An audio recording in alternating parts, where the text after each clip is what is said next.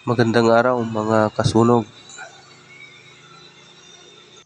Ngayong araw ay gagawa tayo ng steel casement window o yung tinatawag nating steel window.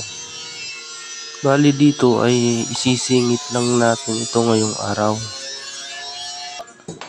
Mga 2 piraso lang din naman at isang malaki at isang maliit. Dahil nga ito ay rust ay agad na nating ginawa para ito ay matapos na agad.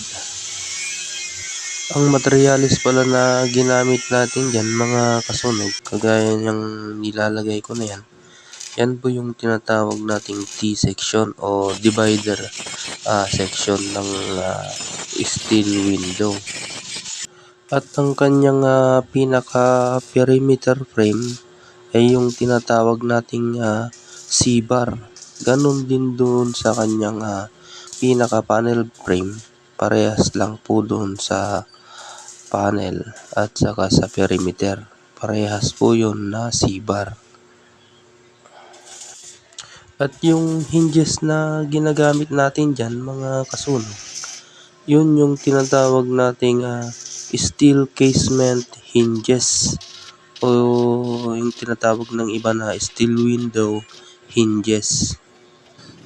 Doon naman sa kanyang handle mga kasunog, yun yung tinatawag nating steel casement handle, yung pinambubukas at saka pinansasara natin tuwing gagawin din natin yung steel window.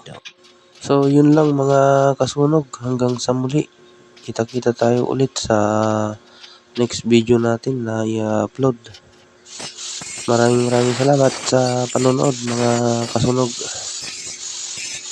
God bless.